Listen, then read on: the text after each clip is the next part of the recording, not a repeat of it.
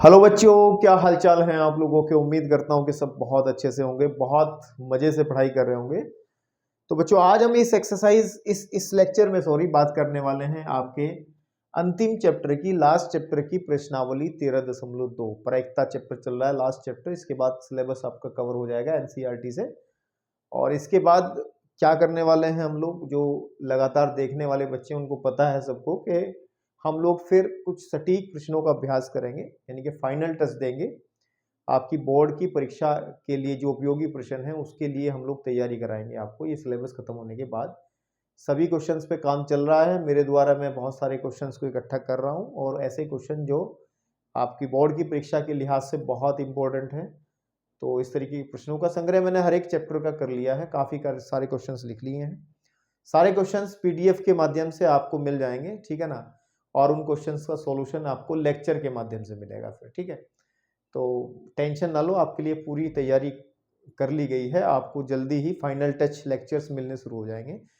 तो लेकिन चलिए पहले कोर्स खत्म करते हैं, एक दो लेक्चर बचते हैं, इसको फिनिश करते हैं। फिर आज इस लेक्चर के अंदर बच्चों हम लोग जिस टॉपिक को कवर करेंगे, हमें दो टॉपिक बेसिकली कवर करने हैं। एक टॉपिक लिखा है आपके सामने कि प्रायिकता का गुणन प्रमेय, ठीक है ना।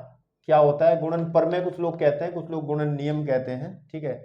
और एक हम लोग पढ़ेंगे इंडिपेंडेंट इवेंट्स, यानी कि स्वतंत्र घटनाएं, जिसको अभी थोड़ी देर में हम बातचीत करेंगे। इतना वो इसी से क्लियर हो जाएगा, टेंशन वाली कोई बड़ी बात नहीं है, बहुत ईजी टॉपिक है, ठीक है। तो सबसे पहले तो इसी टॉपिक के बारे में बात करते हैं बच्चों, जो हमारे सामने लिखा है, और फिर इसको एक एग्जाम्पल के माध्यम से हम लोग समझेंगे, ठीक है। तो इस टॉपिक को समझने के लिए मान लेते हैं, माना मैं कुछ बात कर रहा हूं, एक बात लिख करके, माना किसी प्रतिदर्श समष्टि, किसी प्रतिदर्श समष्टि, प्रतिदर्श समष्टि को इंग्लिश में आपको पता है सैंपल स्पेस कहते हैं। क्या कहते हैं? सैंपल स्पेस, ठीक है। और अगर किसी को नहीं पता सैंपल स्पेस क्या होता है, तो इसका मतलब उन्होंने प्रायिकता के बारे में बिल्कुल भी जानकारी वो नहीं रखते हैं। 11th में भी काफी बातचीत हुई है सैंपल स्पेस यानी कि प्रतिदर्श समष्टि को लेकर के, है ना। और जब हमने पहला लेक्चर शूट किया था, आपको जो इस चैप्टर का पहला लेक्चर मिला होगा बच्चों, उसमें भी मैंने बेसिकली 11th का ही थोड़ा बहुत बता करके आपको 12वीं में घुसाया था, ठीक है। तो प्रतिदर्श समष्टि आपको समझ में आना चाहिए कि क्या होता है। इसको हम एस से रिप्रेजेंट करते हैं, किससे? एस से, ठीक है ना। जब कोई, चलो एक बार बता देते हैं, जब कोई रैंडम एक्सपेरिमेंट हम करते हैं, रैंडम एक्सपेरिमेंट का मतलब जैसे कोई सिक्का उछालना, एक ऐसा एक्सपेरिमेंट, एक ऐसा परीक्षण, जिसे यादृच्छा परीक्षण हिंदी में कुछ ऐसा वर्ड इस्तेमाल करते हैं। तो अंग्रेजी में हम थोड़ा इजी वर्ड इस्तेमाल करते हैं। और रैंडम एक्सपेरिमेंट, रैंडम मतलब कोई रैंडम एक्सपेरिमेंट कब है, क्या होता है, इसको बताते हैं। मान के चलो मैं किसी कॉइन को ऊपर हवा में, यानी कि सिक्के को उछाल रहा हूं, तो उसके पॉसिबल दो रिजल्ट हैं, या तो हेड आता है या टेल होता है। लेकिन इन दोनों रिजल्ट को ही आप पहले से प्रिडिक्ट नहीं कर सकते, पहले से अनुमान नहीं लगा सकते। ऐसा नहीं है कि टॉस फेंकने से पहले ही पता चल जाएगा कि कौन सी टीम टॉस जीतेगी, ऐसा नहीं है। अगर किसी भी एक्सपेरिमेंट, किसी भी परीक्षण के जो आउटकम्स हैं, यानी कि जो परिणाम है, जो रिजल्ट है, वो पहले से पता ना हो, जिसको प्रिडिक्शन ना की जा सकती हो, जिसका अनुमान ना लगाया जा सकता हो, तो उसको हम रैंडम एक्सपेरिमेंट कहते हैं। जैसे आपका पासा होता है, टाइज होता है, जो लूडो खेला जाता है, जब आप उसको उछालते हो, पहले थोड़े पता है कि 6 आएगा, 4 आएगा, 2 आएगा, नहीं पता ना। तो वो भी हम लोग पासे के फेंकने को भी एक रैंडम एक्सपेरिमेंट ही कहते हैं, ठीक है ना। या बहुत सारे ताश के पत्तों में से एक पत्ता निकाल लेना, ये भी एक रैंडम एक्सपेरिमेंट है, क्योंकि क्या पता कौन सा पत्ता निकल करके आ जाए। तो जिस भी एक्सपेरिमेंट, जिस भी परीक्षण के रिजल्ट के बारे में आप अनुमान नहीं लगा पाते, उसको हम रैंडम एक्सपेरिमेंट कहते हैं। और जैसे हमने सिक्के को उछाला, ठीक है ना, हमने क्या करा बच्चों, सिक्के को उछाला, तो पॉसिबल रिजल्ट क्या होंगे, संभावित परिणाम क्या होंगे, या तो हेड आएगा या टेल आएगा। अगर मैं इनका एक सेट बना के रख दूं, मैं इनका एक सेट से एक समुच्चय बना दूं और उसको कह दूं एस, तो ये जब एक सिक्के को फेंका जाता है तो उसकी सैंपल स्पेस है ये क्या है? जब एक सिक्के को उछाला जाता है ना, टॉस किया जाता है, तो उसकी सैंपल स्पेस ये बनती है। इस बात को मैं 2-3 बार बता चुका हूं, आज फिर मैंने बता दी सैंपल स्पेस क्या होती है।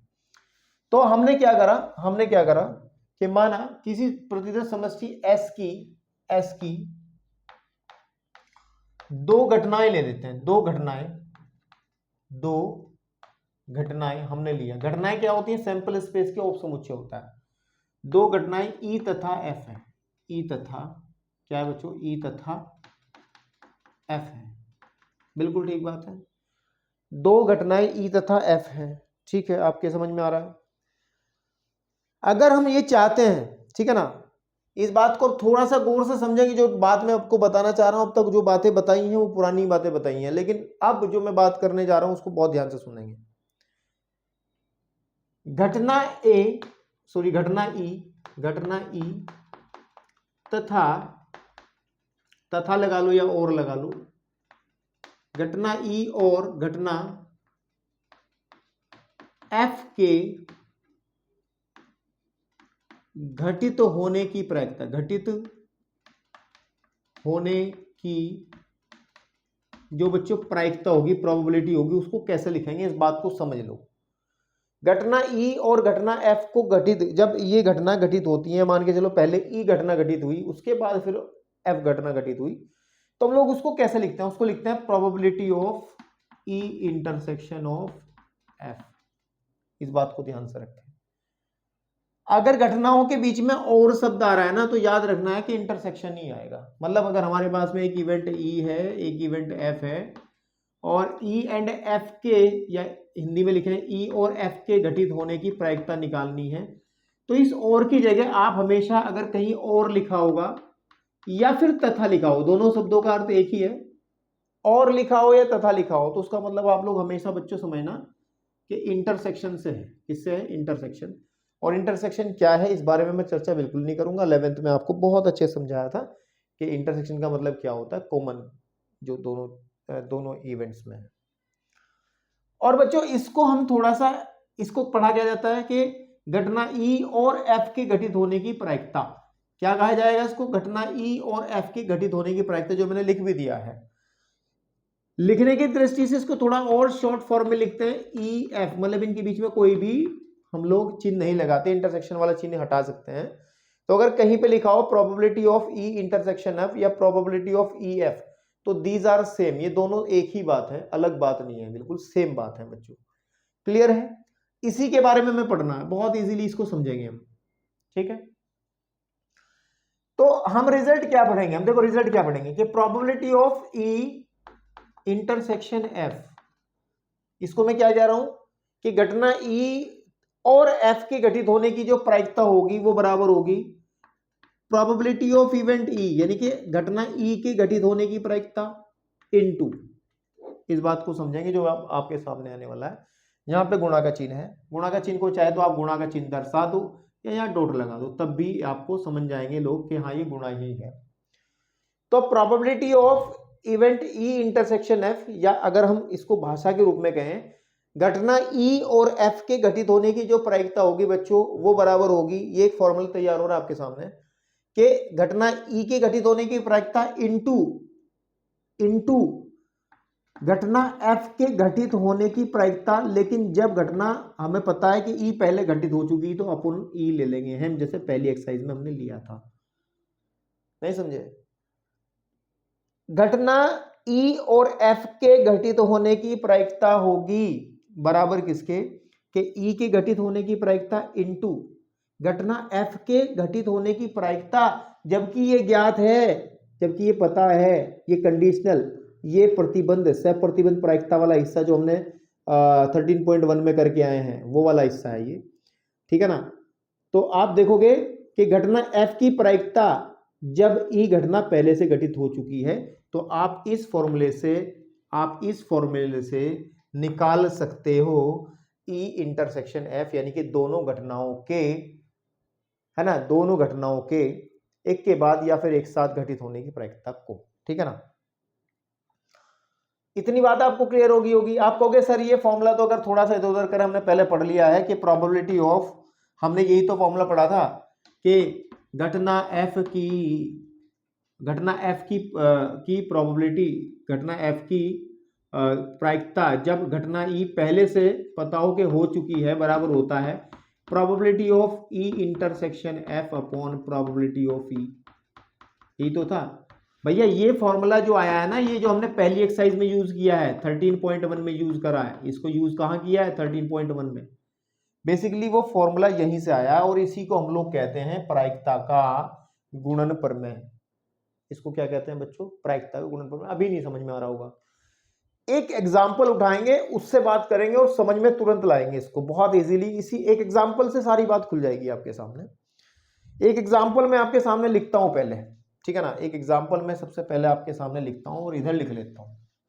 अभी तो ये मान के चलिए बच्चों, अच्छा इसको दूसरे रूप में लिख सकते हैं थोड़ा सा और, कि प्रोबेबिलिटी ऑफ ई एफ का मतलब है घटना ई और घटना एफ के घटित होने की प्रायिकता। क्योंकि मैंने कहा है इसको बेटा ऐसा लिखा जा सकता है, एनसीईआरटी में लिखा है, कुछ बुक राइटर्स लिखते हैं, तो इसको ऐसा भी लिखा जा सकता है, इसमें कोई आपत्तिजनक बात नहीं है।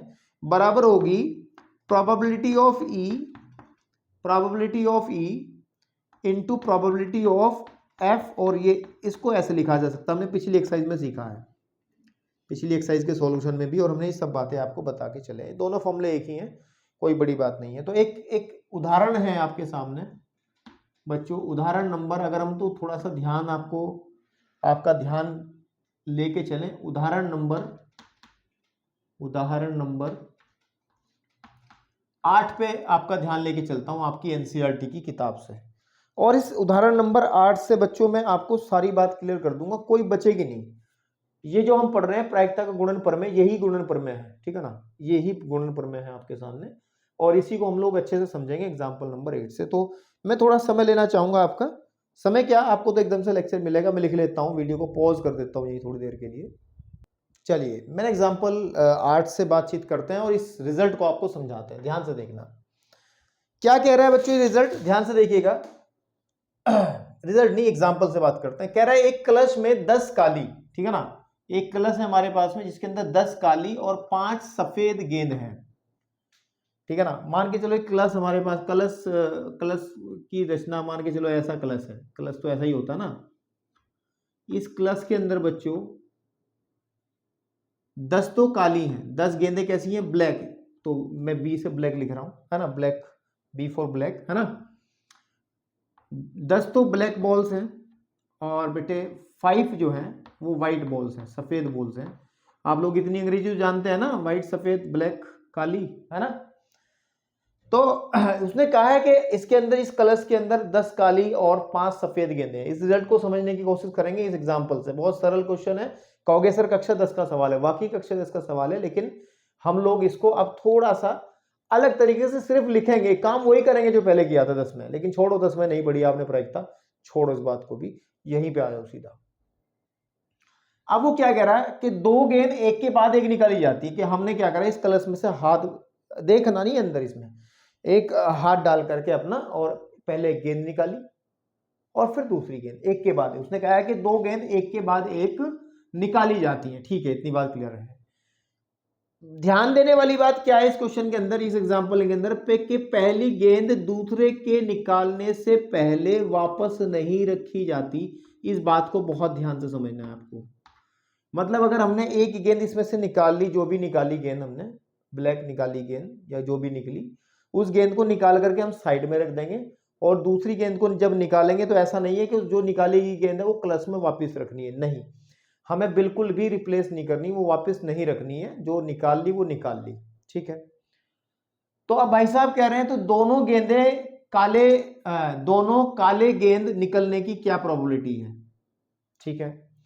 तो बहुत इजीली अगर आप इस क्वेश्चन को देखोगे तो मैं यहां लिखता हूं इसको। तो देखो मैं क्या कर लेता हूं बच्चों, ध्यान से सुनना, कि जो इवेंट ई है, पहले हम लोग पहली घटना जो है, पहली घटना क्या है इसके अंदर, अगर आप पहचान पा रहे हो पहली घटना क्या है, पहली घटना है कि पहली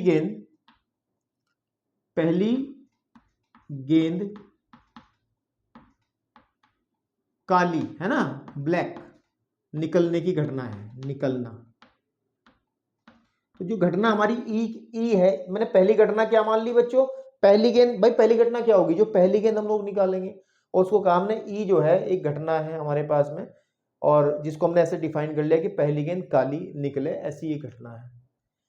एफ हम डिफाइन कर लेते हैं दूसरी घटना, और उसको कहते हैं कि जो हमारे पास में दूसरी गेंद है बच्चों, दूसरी गेंद जो निकलते हैं, दूसरी गेंद काली निकलना, ये घटना जो है बच्चों हमारी एफ घटना है। अब बेसिकली हमें वो पूछ क्या रहा है, हमें पूछ रहा है कि दोनों गेंद काली का मतलब ये हो गया कि ई और एफ एक मतलब हमें प्रायिकता पूछ रहा है कि पहली गेंद और दूसरी गेंद काली होने की प्रायिकता। हमें पूछा क्या जा रहा है, प्रोबेबिलिटी ऑफ पूछी जा रही है पहली गेंद काली और दूसरी गेंद काली, है ना, इसी की तो प्रायिकता पूछ रहा है वो। पहली गेंद काली और दूसरी गेंद काली होने की प्रायिकता तो पूछ रहा है हम लोगों को वो। इसका मतलब हमें वो पूछ क्या रहा है, हमें वो पूछ रहा है कि probability of A intersection F पूछ रहा है बच्चों। मैंने यही तो बात बताई थी आपको, घटना ई और घटना एफ की घटित होने की प्रायिकता कितनी होगी भाई, ये घटना पहले वाली हो गई, ये घटना दूसरे वाली हो गई, इन दोनों के घटित होने की प्रायिकता ऐसे लिखी जाती है, ऐसे लिख लो या बच्चों ऐसे लिख लो, ई एफ करके लिख लो, ठीक है ना, क्लियर है। अब हम ये फॉर्मूला लगाएंगे गुणन प्रमेय का, है ना। हम लगाना चाहते हैं कि probability of E intersection F क्या होगी, वो होगी probability of E into probability of F जब ई पहले से घटित हो चुकी है। ये तो फॉर्मूला बताया था हमने आपको लगाने के लिए, यही तो बताया ना, देखो वही लगाया मैंने। इसका मतलब है मुझे उससे पहले क्या क्या चीजें निकालनी पड़ेंगी अगर हम चाहते हैं कि ये फॉर्मूला लगा दें। तो सबसे पहले हम निकालेंगे प्रोबेबिलिटी ऑफ ई। तो बच्चों बहुत इजी है, प्रोबेबिलिटी ऑफ ई कैसे निकाली जाएगी, ये तो छोटी क्लास का क्वेश्चन हो गया। आप ये देखिए कि इस कलश के अंदर कितनी टोटल बॉल है, कितनी गेंदें हैं टोटल, 10 और 5 15 है। तो आपको पता है टोटल तो हमारी नीचे आ जाती है। और निकालनी कौन सी है, हम लोगों को काली निकालनी है। देखो ई क्या है, काली गेंद निकालना है हम लोगों को, है ना।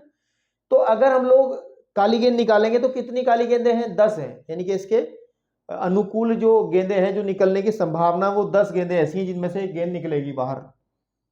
तो यानी कहने की बात आ जाएगा 10/15 हमारा जो पीई का मतलब पहली गेंद काली आने की संभावना जो है वो 10/15 है। चाहो तो इसको थोड़ा सॉल्व कर लो या यही छोड़ दो, कोई आपत्ति नहीं, बाद में सॉल्व कर लेंगे, या कर लो 5 से काट लो, 5 दूनी 10, 5 तिया 15।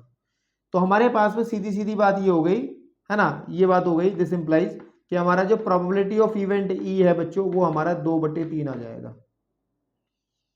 अब चूंकि फॉर्मूला तो ये लगाना ना, ये चीज हमने निकाल ली है ना, ये निकालनी है, ये चीज निकाल ली, अब ये निकालेंगे हम लोग कि प्रोबेबिलिटी ऑफ इवेंट एफ जब ई पहले से घटित हो चुकी है। बहुत ध्यान से समझना इस बात को, बहुत ध्यान से समझना बच्चों इस बात को। हमें ये कहा गया है कि जब पहली गेंद जब दूसरी गेंद निकालते हैं तो पहली गेंद को वापस नहीं रखते हैं, कहा गया है ना। अब ध्यान से सुनो, अब जब एक गेंद इसमें से निकाल चुके, है ना, तो गेंदें टोटल कितनी बचेंगी इसके नीचे, अंदर कलश के अंदर 14 बचेंगी ना भाई, टोटल 15 थी, एक तो निकाल चुके ना ऊपर, ठीक है, और निकालने भी कौन सी है, काली। तो काली निकलने के चांस भी कम हो गए, फिर इसका मतलब यहां पर 10 थी तो एक निकल चुकी है, तो बचेंगी कितनी, 9। तो प्रोबेबिलिटी ऑफ इवेंट एफ यानी कि एफ की प्रायिकता जब ई पहले से हो चुकी है भाई, जब ई पहले से हो चुकी है जब तो इसके रिजल्ट में फर्क पड़ा। अगर ई पहले से ना होती तो इसकी प्रायिकता भी 10/15 ही हो जाती, है ना, क्लियर है ना। तो आप लोगों को क्या दिख रहा है, क्योंकि एक पहले से निकल चुकी है गेंद तो 10 में से एक बाहर आ चुकी है, 10 ब्लैक में से एक बाहर आ चुकी है तो 9 आ जाएगी, ठीक है ना। तो अब निकाल लो probability of E intersection F, है ना, यानी कि दोनों गेंदों की काली होने की प्रायिकता क्या हो जाएगी बेटे, probability of E into probability of F और एक लाइन ऐसे भी लिख सकते हैं बच्चों। तो यहां पर हम लोग इसकी वैल्यू रख देंगे कितनी, 2/3 मल्टीप्लाइड बाय 9/14। तो इसको अगर सॉल्व करें तो 2 सत्ते तो 14 हो जाएगा बच्चों, 3 तिया 9, तो 3/7 आ जाएगा आंसर। कितना आ जाएगा, कितना आंसर आ जाएगा बच्चों, 3/7। उम्मीद करता हूं कि आपको समझ में आया होगा कि ये क्या है गुणन प्रमेय। गुणन प्रमेय का मतलब ये है कि जब दो घटनाएं और से जुड़ी हुई हो, और कि पहली और दूसरी ई और एफ, समझ में आ रही बात, तो उनके बीच में इंटरसेक्शन का चिन्ह लगता है प्रोबेबिलिटी निकालते समय, और जब उनको निकालते हैं तो उनकी प्रायिकताओं के अलग अलग प्रायिकताओं की, उन घटनाओं की अलग अलग प्रायिकताओं की गुणा हो जाती है, उन घटनाओं की अलग अलग प्रायिकताओं की गुणा हो जाती है। तो ये गुणा ही, इसलिए इसको गुणन प्रमेय या फिर गुणन नियम हम लोग कहते हैं। उम्मीद करता हूं आपको अब समझ में आ गया होगा कि गुणन नियम क्या है। ठीक है, आप लोगों को आप थोड़ा ध्यान दो, छोटी क्लास के अंदर ऐसा क्वेश्चन आपने बहुत किए थे, ठीक है ना। नहीं ध्यान देने वाली कोई बात है तो नहीं चाहते पीछे जाना, आगे बढ़ो, ऐसे ही समझो इसको, ठीक है। अब इसके बाद बच्चों हम लोग एक चीज समझेंगे, और इसके बाद एक चीज और समझेंगे, इसको जरा आप नोट कर लो कहीं ना कहीं, ठीक है ना। मुझे एक चीज और समझानी है आपको, ये तो मैंने आपको समझा ही दिया गुणन प्रमेय क्या है, ठीक है। गुणन प्रमेय का रिजल्ट लिख देता हूं मैं छोड़ करके, और फिर उसके बाद मैं आपको अलग चीज समझाता हूं। हमने अभी समझाया कि probability of E intersection F बराबर होता है probability of E into probability of F, जब ये पता हो कि ई पहले से हो चुकी है। तो ये हम लोगों का फॉर्मूला निकल करके आ गया है, ठीक है ना, ये हमारा फॉर्मूला निकल करके आ गया है। अब बच्चों इसका ये पहला टॉपिक था, तो दूसरा टॉपिक आता है हमारा स्वतंत्र घटनाएं। स्वतंत्र घटनाएं, स्वतंत्र घटनाएं क्या है, वैसे तो नाम से ही पता है ना, इंडिपेंडेंट है ना, इवेंट्स क्या होती हैं, इसको समझना है बहुत इजीली। ये बहुत इजी टॉपिक है, आप टेंशन ना लें, एक लाइन में समझ में आ जाएगा। इंडिपेंडेंट का मतलब होता है जब ऐसी दो इवेंट जो एक दूसरे पे डिपेंड ही ना कर रही हो, एक हो रही है ना, एक हो जा रही है, दूसरी पे कोई फर्क ही नहीं पड़ रहा। बात समझ में आ रही है? मतलब कोई एग्जांपल दें, आपने मान के चलो मेरे पास में क्या है कि मेरे पास में एक कॉइन है, एक सिक्का है और एक पासा है। इधर मैं सिक्के को फेंक रहा, वो घटना घटित हो रही है, इधर मैं पासे को फेंक रहा, तो कोई फर्क पड़ रहा दोनों का, जब तक कोरिलेट ना करें। चलो एक सिंपल एग्जांपल लेते हैं, आपको कंफ्यूज नहीं करना चाहता हूँ, ठीक है ना। इसी एग्जांपल से लेते हैं, चलो छोड़ो इसी एग्जांपल से लेते हैं। ऐसी घटनाएं स्वतंत्र घटनाएं कहलाती हैं जो एक दूसरे पे डिपेंड ना कर रही हो, एक घटना का होना दूसरी घटना पे कोई फर्क ना डाले। लेकिन देखो इस क्वेश्चन में क्या था कि ई का होना एफ पे फर्क डाल रहा था। बात समझ में आ रही है? ई का होना, क्योंकि ई का होना, ई के होने की प्रोबेबिलिटी कितनी थी, 3/2 थी, 2/3 थी। और जब हमने एफ की प्रोबेबिलिटी निकाली, लेकिन हमने यहां देखा कि ये एफ पे ई पे डिपेंड कर रहा। उसने कह दिया था ना हमें पहले ही कि पहली गेंद दूसरे के निकालने से पहले वापस नहीं रखनी है। तो इस सेंटेंस से ही ये बात क्लियर हो गई थी कि ये दोनों की दोनों घटनाएं एक दूसरे से प्रभावित हो रही हैं, ठीक है ना। लेकिन अगर ये प्रभावित नहीं हो तब क्या कहेंगे कि स्वतंत्र घटनाएं हो जाएंगी, ठीक है। फॉर एग्जाम्पल जैसे मैं इसमें एक शब्द लिखता हूं, यदि और पहली गेंद दूसरे से निकालने से पहले वापस नहीं को हटा दो, रखी जाती है, रख दी जाती है। अगर मैं इसको कर दूं कि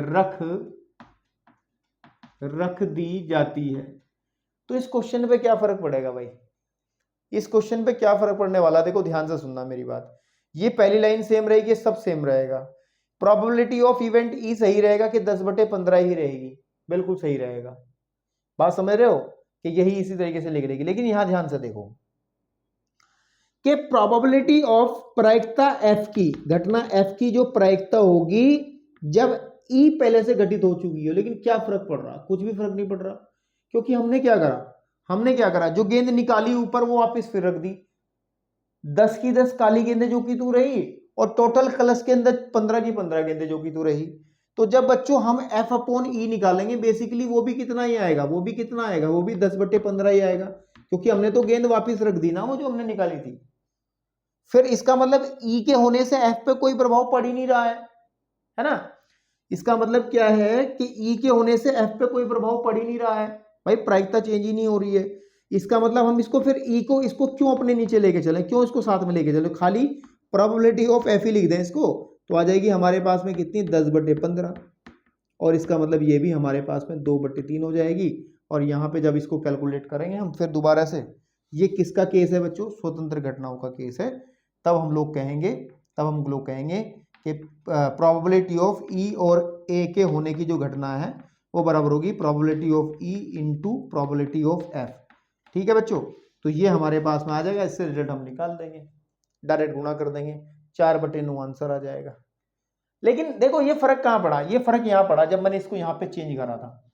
जो लोग लेक्चर में अभी बैठे होंगे वो ये सोच रहे होंगे कि सर मिसप्रिंट है।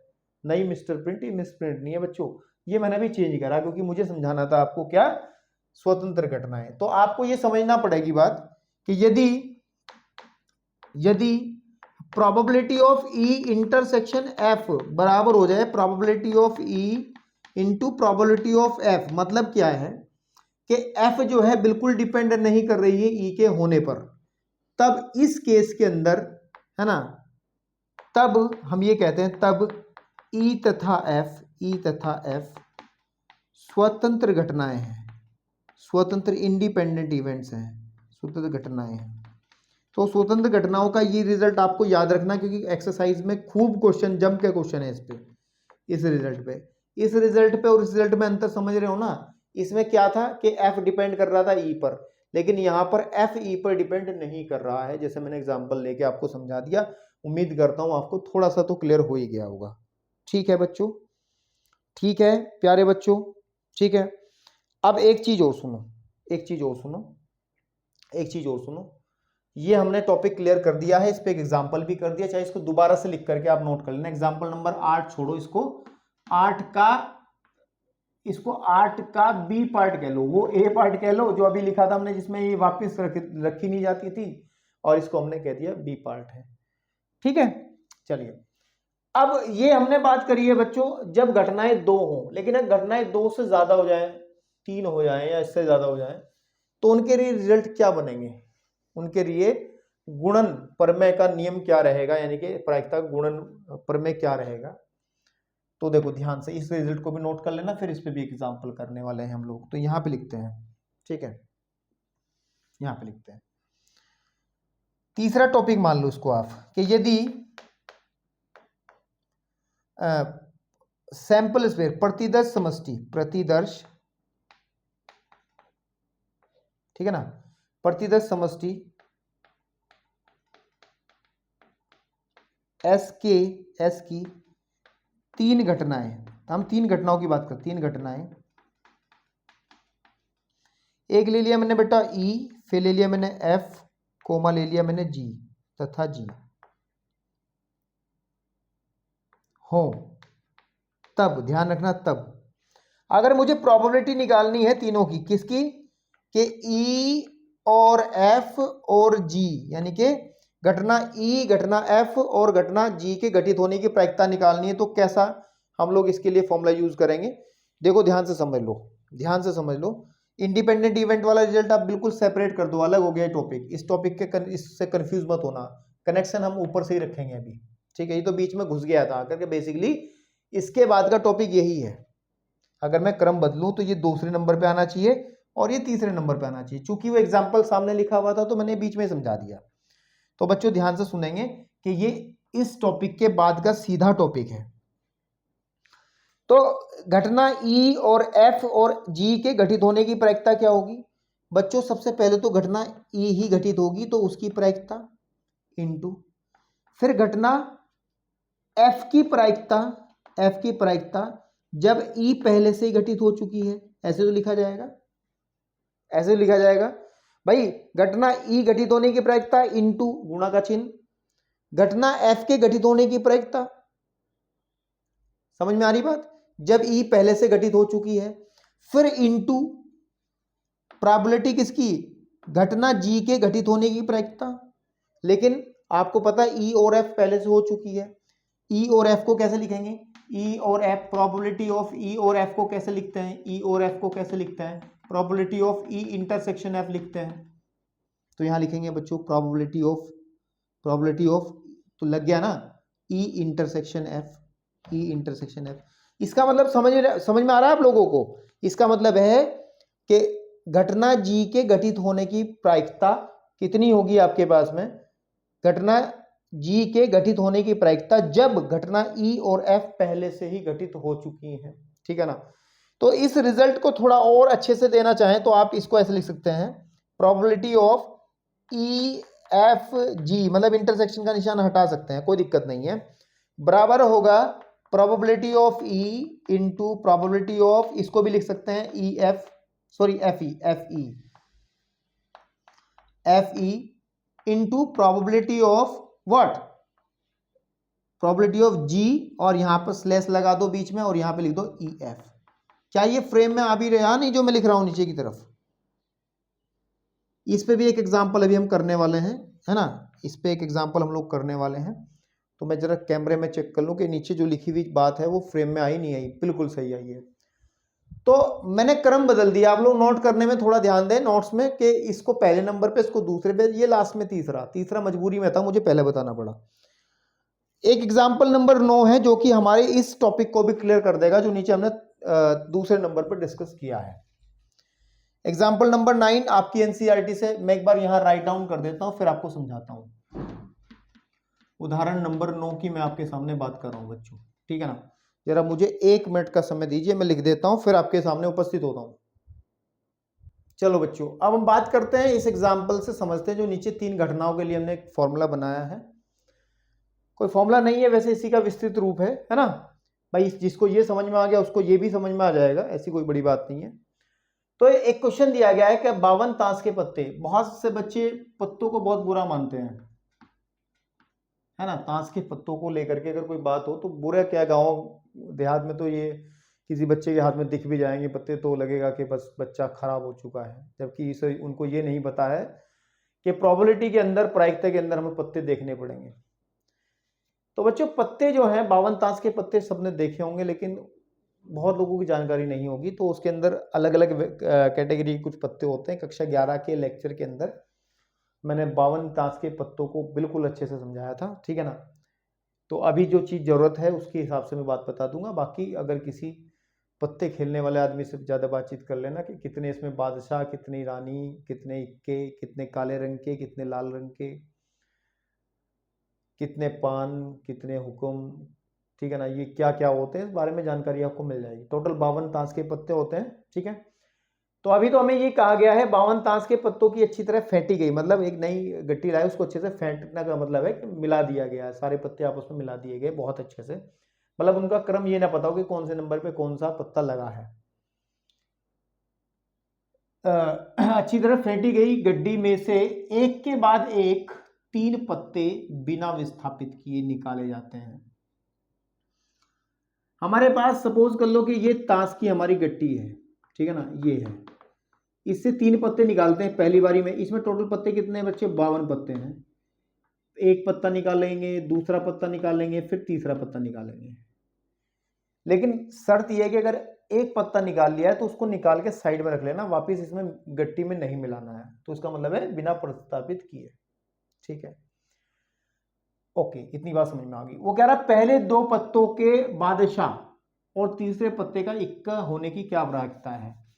तो देखो बादशाह को वैसे हम किंग्स कहते हैं, तो मैं के इस्तेमाल करूंगा बादशाह के लिए। पहले आप समझ लो, जो टोटल 52 ताश के पत्ते होते हैं ना बच्चों, इसमें मैं थोड़ा सा बता देता हूं आपको क्योंकि अभी कोई दिक्कत नहीं है। इन टोटल 12 ताश के पत्तों के अंदर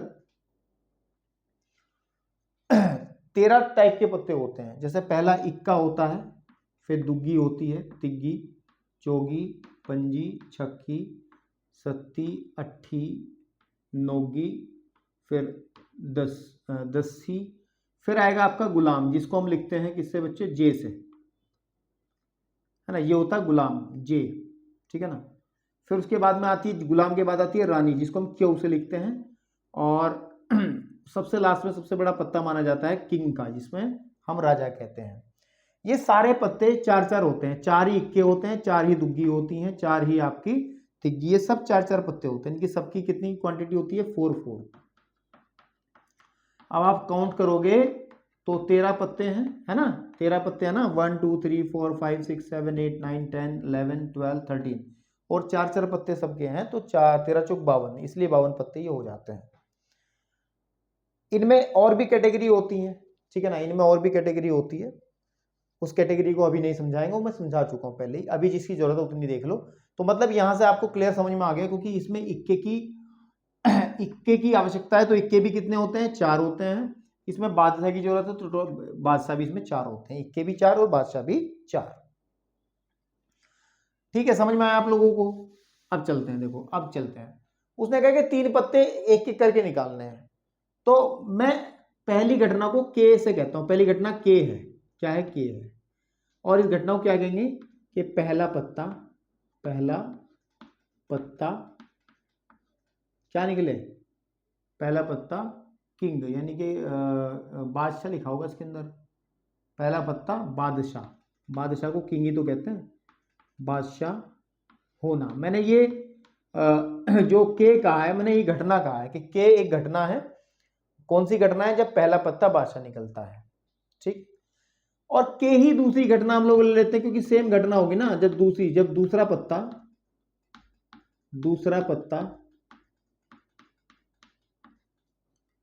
बादशाह हो, है ना, दूसरा पत्ता बादशाह होना। ठीक है ना। उसने ये तो कहा है, उसने देखो पहले 2 बादशाह होने चाहिए और तीसरा इक्का होना चाहिए। हम सपोज ए कह लेते हैं, अगर तीसरा पत्ता क्या हो जाए बच्चों, इक्का हो जाए, इक्का होना। अब आप ध्यान से सुनो, हमें निकालना क्या है, हमें निकालना है जब ये तीनों घटनाएं हो, यानी कि पहला इक्का हो जाए, पहला बादशाह हो और दूसरा भी बादशाह हो और तीसरा इक्का हो, ये तो निकालना मुझे, ये रिजल्ट लगेगा, है ना। मुझे क्या निकालना है कि पहला बादशाह हो, दूसरा बादशाह हो और तीसरा इक्का हो। ध्यान से देखो, इसको निकालने के लिए क्या करना पड़ेगा इसको निकालने के लिए ये वाला फॉर्मूला इस्तेमाल करना पड़ेगा। लेकिन फॉर्मूले को याद रखोगे, याद रखने की टेंशन नहीं लो, इसको लॉजिक से समझो, गुणनफल में लगाओ, है ना, गुणनफल में लगाओ। क्या, कैसे निकालेंगे कि प्रोबेबिलिटी ऑफ इवेंट के, यानी कि पहले पत्ते के इक्का आने की प्रायिकता गुणे दूसरे पत्ते के इक्का आने की इक्का कह रहा हूं मैं, किंग आने की, यानी कि बादशाह आने की, पहले पत्ते के बादशाह आने की प्रायिकता गुणे दूसरे पत्ते के बादशाह आने की प्रायिकता। लेकिन कब, जब पहली घटना घटित हो चुकी है, जब पहला पत्ता बादशाह हो चुका है। ये तो लिखना ही पड़ेगा ना मेरे भाई, ये बात सुनो ना। ई एफ जी होने की प्रायिकता क्या आती है, घटना ई के प्रायिकता होने की प्रायिकता इनटू घटना एफ के होने की प्रायिकता जब ई पहले से हो चुकी है। तो इसमें पहले से कौन सी हो चुकी है, के, तो के बटे में आएगा, बटे कह लो या अपॉन में कह लो। फिर आपके सामने हम लोग लिखेंगे बच्चों हम लोग लिखेंगे कि प्रोबेबिलिटी ऑफ इक्का आने की प्रायिकता जब आपको पता है कि दोनों पहले पत्ते किंग आ चुके हैं, बादशाह आ चुके हैं। तो यही तो मैंने आपको बताया था, अभी यही तो मैंने फॉर्मूला बनाया था आपको। आपकी एनसीईआरटी किताब के अंदर ना बच्चों, एक बात मैं क्लियर कर लूँ, फिर मैं आपको बताता हूँ यार, ठीक है ना। एक मिनट जरा, मैं एक चीज बताना चाह रहा हूँ आपको। ये नोटेशन ध्यान रखना है आपको। ये जो मैं लिखता हूँ ना, मैं लिखता हूँ कि probability of event E over F ऐसे लिखते, तो मैं इसको प्रोबेबिलिटी ऑफ ई और ये लाइन बना करके एफ लिखूंगा, क्योंकि आपके एनसीईआरटी में ये नोटेशन यूज करिए। तो बच्चों एक काम करो, इसको क्या लिख लोगे आप, फिर यहाँ पे के है ना, के, और यहाँ पे एक लाइन, फिर एक के। इसका मतलब यही है कि ये घटना की प्रायिकता जब ये घटित हो चुकी है। इसका मतलब क्या हो जाएगा बच्चों, इसका मतलब हो जाएगा घटना ए की प्रायिकता जब के इंटरसेक्शन के हो चुका है, यानी कि के और के हो चुका है। ठीक है बच्चों, अब देखो ध्यान से, अब इसको अप्लाई करना है, लेकिन जस्ट बिफोर इसको अप्लाई करने से पहले हमें सबसे पहले के ए निकालना पड़ेगा। तो बच्चों के ए क्या होगा, के ए का मतलब है कि पहला पत्ता बादशाह होना। तो हमें पता है टोटल कितने पत्ते हैं, 52 पत्ते हैं। अभी तो 52 है ना, पहले पत्ता निकाल रहे हैं, तो अभी तो 52 ही रहेंगे। मैंने अभी बताया था 52 पत्तों के अंदर 4 बादशाह होते हैं, तो इसका मतलब बादशाह आने की प्रायिकता कितनी होगी, 4/52। है ना, क्लियर हो गया आप लोगों को। काटना चाहो इसको काट दो, 13 चौक 52 होते हैं तो 1/13 आ जाएगा, ठीक है, 13 चौक 52। तो ये हमारे पास में ये क्या आ जाएगा, बेसिकली ये आ जाएगा प्रोबेबिलिटी ऑफ पहला पत्ता किंग हो जाए, है ना, पहला पत्ता किंग हो जाए तो 1/13 आ जाएगा। फिर निकालेंगे प्रोबेबिलिटी ऑफ दूसरे पत्ते की जब पहला पत्ता किंग हो चुका है ऑलरेडी, है ना, तो उसको लिखेंगे के और के ऐसे करके, के और के ऐसे करके।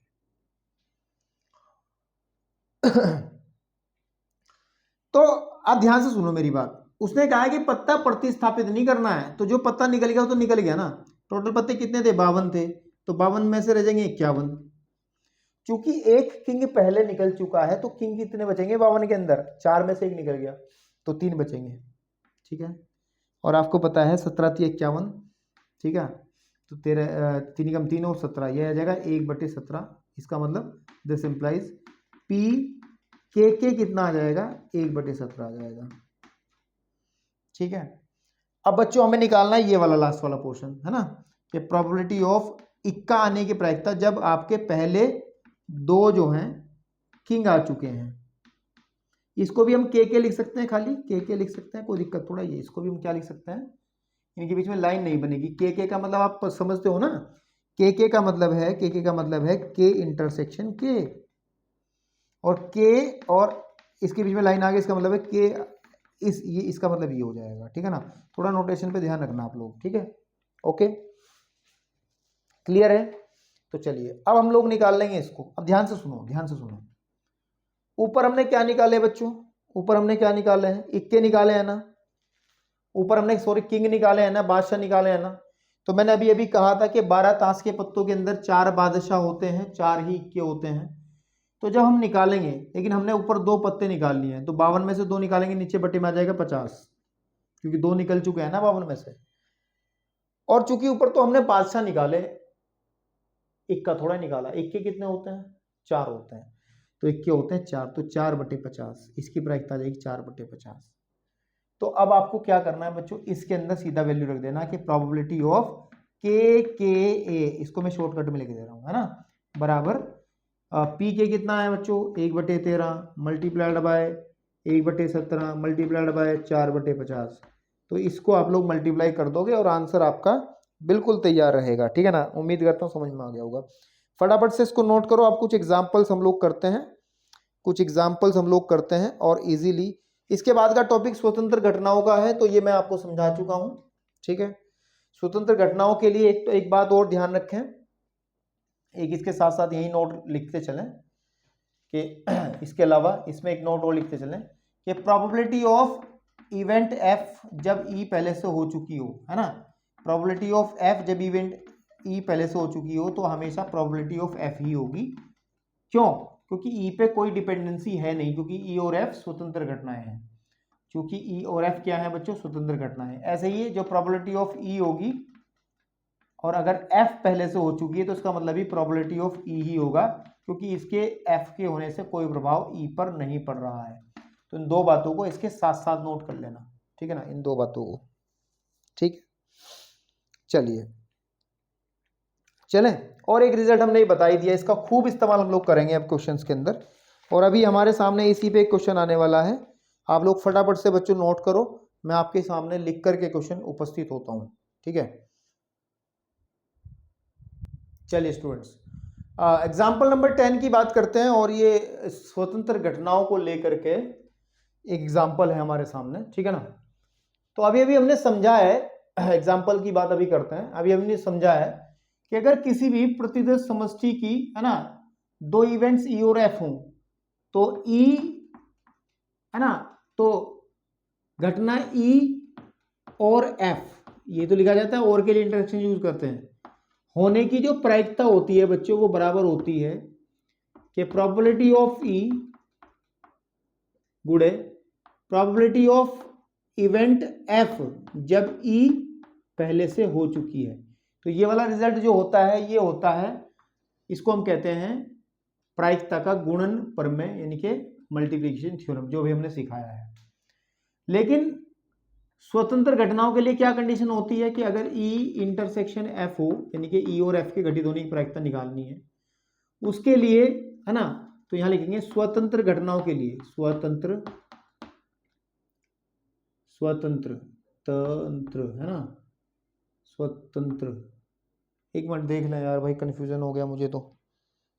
स्वतंत्र, हाँ पहले तय आएगा, ठीक है ना, पहले क्या आएगा, तय आएगा। स्वतंत्र घटनाओं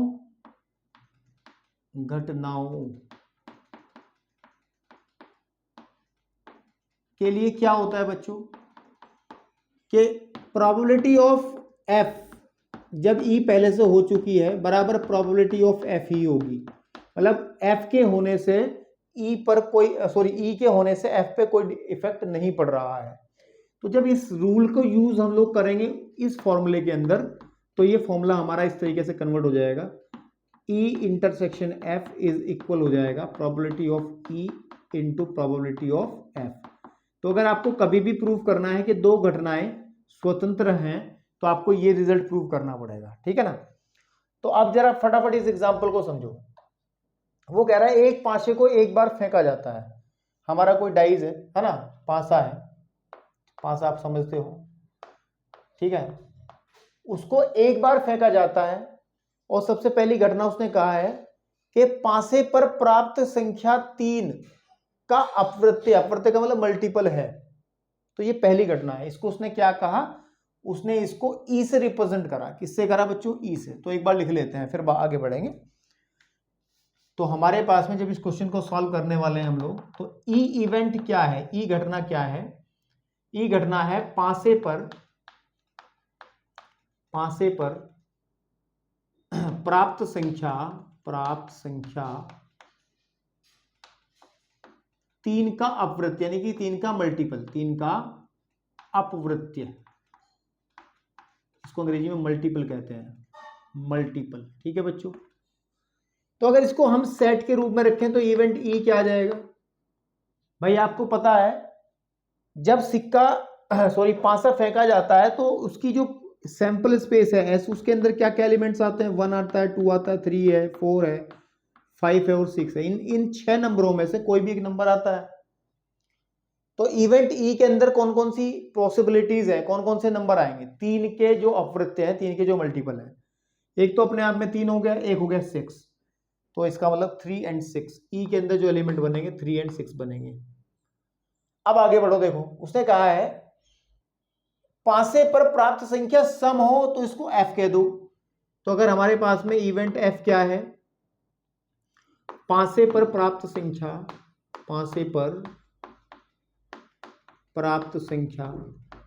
क्या हो बच्चों, सम, ठीक है ना, सम है, तो इसको कह देंगे हम लोग क्या, कि ये एफ इवेंट है। एफ इवेंट के अंदर क्या क्या एलिमेंट्स आ जाएंगे बच्चों, सम संख्या कौन कौन सी हो जाएंगी इस पूरी प्रतिदर्श समष्टि से, एक तो 2, 4 और 6, है ना 2, 4 एंड 6। अब वो कह रहा है कि बतलाइए कि क्या इवेंट ई और इवेंट एफ जो है वो स्वतंत्र हैं। अगर स्वतंत्र होगी तो हमने ये रिजल्ट लिखवाया आपको, इसके लिए स्वतंत्र के लिए रिजल्ट ये लिखवाया है, ठीक है। चाहो तो आप ऊपर वाले रिजल्ट को हटा दो ताकि आप कंफ्यूजन आपको ना बने, ठीक है। तो हम लोगों को इस रिजल्ट से बात करनी पड़ेगी। अगर ये वेरीफाई हो जाता है तो सीधी सीधी बात कह देंगे भैया ये इंडिपेंडेंट इवेंट है, स्वतंत्र घटनाएं हैं। तो इसके लिए हमें क्या लिखना पड़ेगा, प्रतिदर्श समष्टि, है ना, तो एस लिखना पड़ेगा, प्रतिदर्श समष्टि, है ना, सैंपल स्पेस लिखना होगा, वेट इज जो एस होगा, एस के अंदर होगा 1, 2, 3, 4 and 5 and 6।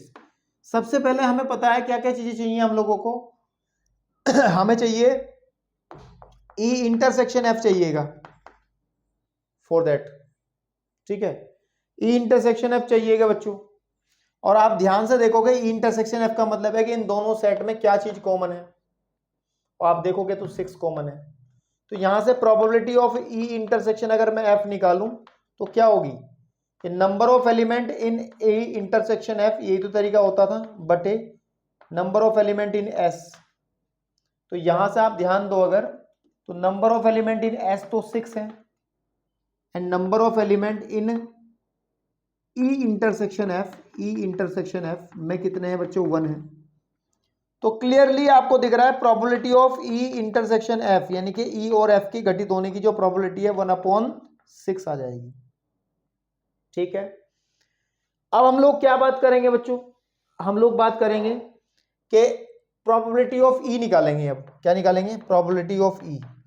Probability of event E वो बराबर होगा number of element in event E upon number of element in sample space. Number of element in E कितना है बच्चों, ध्यान से देखो, ध्यान से देखो, नंबर ऑफ एलिमेंट इसके अंदर 2 है, 1 2। Number of element in E is what, 2। तो यहां से अगर हम पीई निकालें, प्रोबेबिलिटी ऑफ इवेंट ई निकालें, तो आ जाएगा 2/6। ठीक है ना, 2/6। ऑन अदर हैंड अगर हम बात करें प्रोबेबिलिटी ऑफ इवेंट एफ निकालें, इवेंट एफ में क्या हो जाएगा, number of element in F upon number of element in sample space.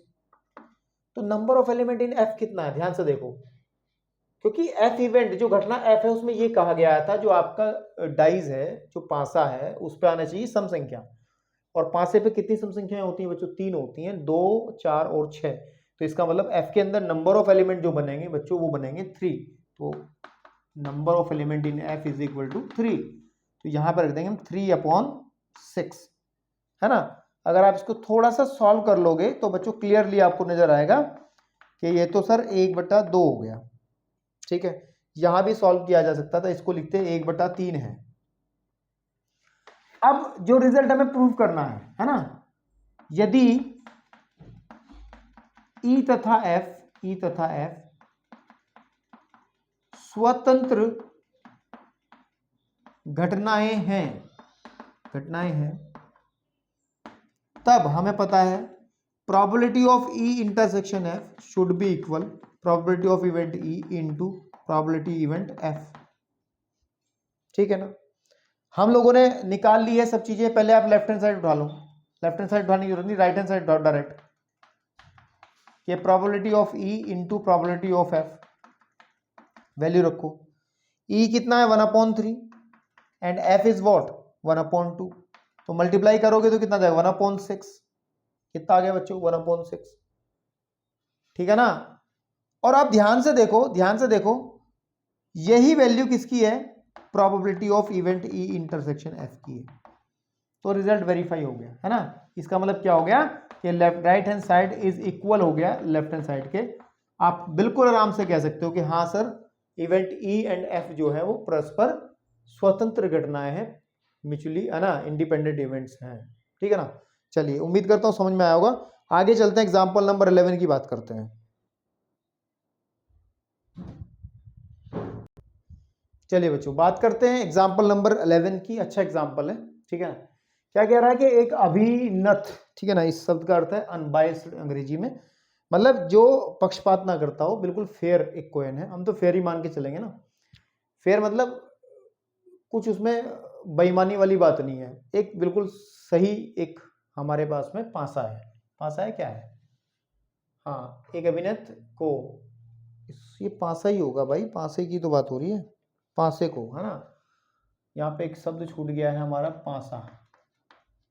पासे को, है ना। पासे को 2 बार उछाला जाता है, जो फेयर को है, फेयर पासा है, फेयर डाइस है, ठीक है, 2 बार उछाला जाता है। मान ले कि एक घटना जो है, ठीक है ना, एक घटना जो है हमारे पास में, वो पहली उछाल पर विषम संख्या प्राप्त हो। ये तो घटना ए हो गई, ठीक है, क्लियर है।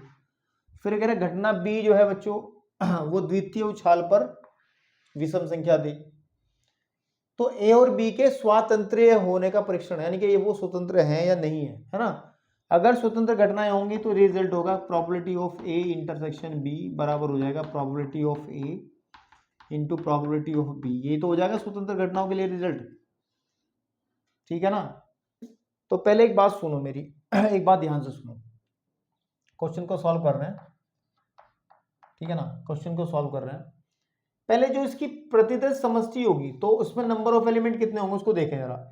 हमारे पास में एक डाइस को 2 बार उछाला जा रहा, तो एक बार उछलने पर ये कोई हमारा पासा है, ठीक है ना, जब इसको पहली बार उछाला जाएगा तो आपको कितने एलिमेंट्स मिलेंगे? 6, है ना। जब फर्स्ट टाइम उछालेंगे तो 6 पॉसिबल आउटकम्स होंगे, और फिर हमारे पास में दूसरी बार उछालेंगे तब भी पॉसिबल है। तो अगर हम ध्यान से देखें, number of element in sample space 6 × 6 36 आ जाएगा।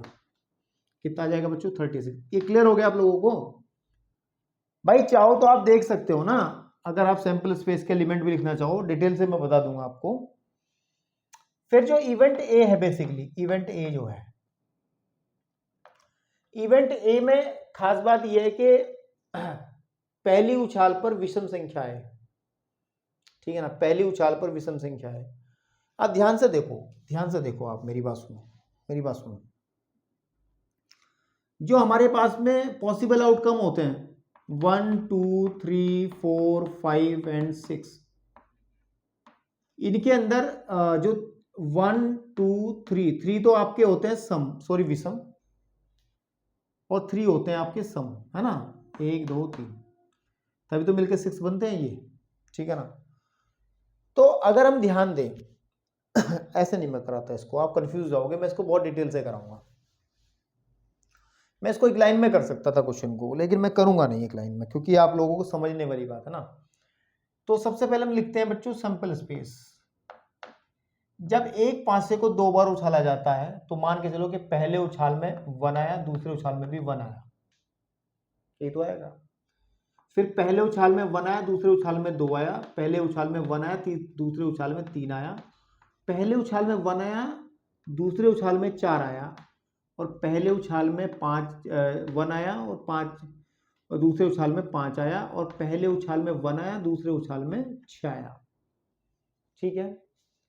ऐसे ही फिर हमारा पहले उछाल में 2 आ जाए और दूसरे में 1 आ जाए, पहले में 2 आ जाए, दूसरे में भी 2 आ जाए।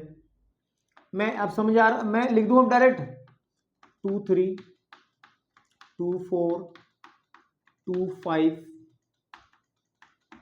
2 6, ठीक है, 3 1। इसका मतलब समझ रहे हो ना कि पहले उछाल में 3, दूसरे में 1। फिर हमारे पास में ये कोमा लगा लेना भैया, कोमा छूट जाता है कई बार। दिस इज 3 3 3 4 3 5 एंड 3 6, ठीक है, ठीक है। क्लियर है आप लोगों को? पहले मैं लिख देता हूँ फिर लगूंगा ब्रैकेट। फिर आ जाएगा 4 1 4 2 4 3 4 4 4 5 and 4 6 4 6 and 5 1 5 2 5 3 5 4 5 5 and 5 6. There is 6 1 6 2 6 3 6 4 6 5 and 6 6। तो ये होंगी पॉसिबल आउटकम्स हमारी जो सैंपल स्पेस के अंदर होंगी, ठीक है बच्चों। ये हमारा एस बनेगा। और अब आप कह सकते हो आराम से प्यार से, अब तो आपको आपत्ति नहीं है कि sir number of element in S 36 है। अब इसमें से हमें according to question event A लेना है। इवेंट ए के अंदर वो एलिमेंट्स आएंगे जिनमें पहली उछाल में विषम संख्या है। मतलब कौन से आएंगे बच्चों? विषम संख्या वाला कॉलम। एक तो ये आ जाएगा पूरा का पूरा, एक ही आ जाएगा पूरा का पूरा, एक ही आ जाएगा पूरा का पूरा, ठीक है ना, ठीक है ना। मैं घटना ए पर पहली उछाल पर विषम संख्या और घटना द्वितीय उछाल पर विषम संख्या, दोनों में विषम संख्या है क्या? पहली उछाल पर विषम संख्या प्राप्त होना और द्वितीय उछाल पर विषम संख्या प्राप्त होना, ठीक है, सही है। तो लिख लो यार, जब इतना काम कर रहे हो तो पहली उछाल वाला, पहली उछाल पर विषम संख्या 1 1 1 2 1 3 1 4 1 5 1 6। फिर ऐसे ही हम लोग बात कर लेंगे। फिर पहली उछाल पे यहाँ आएगा, है ना, पहली उछाल पर विषम संख्या 3 1 3 2 3 3 3 4 ठीक है, 3 5 and 3 6, then there is 5 1 5 2 5 3 5 4 5 5 and 5 6। तो ये वो सारे के सारे रिजल्ट हैं जिन पर पहले उछाल में विषम संख्या आ रही है। ये हमारा सेट ए बन गया। और यहाँ पे ध्यान दोगे, number of element in set A is what, यह जाएगा 36 18। क्लियर हो गया बच्चों। अब हम लिखते हैं सेट बी को। ये बात अलग है कि कुछ सेट्स में आप लोग लिख नहीं पाओगे, लेकिन यहाँ पे लिखने से क्लियर होगा और कुछ नहीं है। अब कह रहे हैं दूसरी उछाल में विषम संख्या है। दूसरी उछाल का मतलब है कि इस वाले स्थान पर है ना, ये जो दो स्थान है ना इनके अंदर, पहला और दूसरा, तो यहाँ पे आपके कितने में विषम संख्या है। तो जैसे ये वाला हो गया, ये है ना, तो क्या क्या आ जाएगा हमारे पास में बच्चों। और फिर ये वाला कॉलम, ये पूरा कॉलम और बच्चों ये पूरा कॉलम, है ना। तो यहाँ पर हमारा जो बी सेट बनेगा वो कैसे बन जाएगा, वो बन जाएगा 1 1, ठीक है, फिर 1 3, ठीक है, फिर 1 5। क्लियर है, 1 1 1 3 1 5। फिर यहाँ पे आ जाएगा कितना 2 1 2 3 एंड 2 5, ठीक है बच्चों। फिर यहाँ आ जाएगा 3 1 3 2 3 5। फिर 4 1 4 2, अरे नहीं 3 3 4 3 एंड 4 5। फिर आ जाएगा 5 1 5 3 और 5 5, ठीक है। फिर आ जाएगा 6 1 6 3 6 5। तो ये आ जाएगा, दिस इज द सेट। ये सेट आ गया आपका B. And the number of element in set B कितने हो जाएंगे बच्चों, 1 2 3 और 36 18 इसमें हो गए। अब ध्यान से देखो, इस रिजल्ट को प्रूव करने के लिए हमें क्या करना पड़ेगा बच्चों। पहले हम लोग क्या लिए, हमें इंटरसेक्शन भी चाहिए, है ना। क्या चाहिए, इंटरसेक्शन चाहिए। अब यहां निकालते हैं ए इंटरसेक्शन बी। अब ए इंटरसेक्शन बी का मतलब है कि इसमें कॉमन चीज क्या है। देखो मैं सर्कल कर रहा हूं, सीधी सी बात दिख रही है आपको। 3 तो यही हो गए, 3 तो देखो कौन कौन से, एक यहाँ पे है, फिर आपके पास में ये है और ये है, ठीक है बच्चों। फिर ये है और ये है, क्लियर है। उसके बाद में 3 वाली लाइन में आ जाओ, 3 वाली में ये है और ये है। फिर बच्चों ये है और ये है। फिर आ जाओ नीचे वाली लाइन में 5 वाली में, एक ये हो जाएगा और फिर ये हो जाएगा, तो ये हो जाएगा और ये हो जाएगा, तो बच्चों ये हो जाएगा। तो आप यहाँ पे देखोगे इंटरसेक्शन बना हमारा 1 1 1 3 और 1 5। फिर आ जाएगा 3 1 3 3 और 3 5। और फिर आ जाएगा 5 1 5 3 और 5 5। तो इसमें कितने आ जाएंगे बच्चों, number of element in A intersection B कितने हो जाएंगे, 1 2 3 4 5 6 7 8 9 हो गए, ठीक है ना। अब निकालो, अब इस रिजल्ट के लिए निकालो। सबसे पहले निकालो probability of A intersection B is what, कि number of element in A intersection B upon number of element in sample space, ठीक है आपके सामने। तो अब ध्यान से देखो, इसके अंदर कितने हैं, 9/36, तो 9 चौक 36, 1/4 आ जाएगा। अब निकालो probability of A. Probability of A क्या है, number of element in A upon number of element in S, 18/36 है ना, 18/36 मतलब 1/2। और प्रोबेबिलिटी ऑफ बी कितना बनेगा बच्चों, number of element in A B upon number of element in S is equal to 18/36। इसका मतलब इसमें भी 1/2। तो अब हमें ये प्रूव करना है ना इसकी। अब देखो क्लियरली दिख रहा है आपको, 1/2 गुणा 1/2 1/4 हो जाएगा। आप लिख देंगे है ना, probability of A intersection B बराबर होगा probability of A into probability of B. देखो ना 1/4 बराबर हो जाएगा 1/2 multiply by 1/2, 1/4 is equal to 1/4। इसका मतलब घटनाएं कैसी हैं, स्वतंत्र घटनाएं हैं, ठीक है ना। बड़ा ही लंबा चौड़ा कर दिया, ये क्वेश्चन को छोटा करना चाहिए था मुझे, लेकिन चलो क्लैरिटी तो आ गई होगी आपको। छोटा अपने आप करना है इसको सोच करके थोड़ा सा, ठीक है बच्चों। चलिए बच्चों बात करते हैं आपके इस इंट्रोडक्शन के अंदर 12वें क्वेश्चन की, 12वां एग्जाम्पल।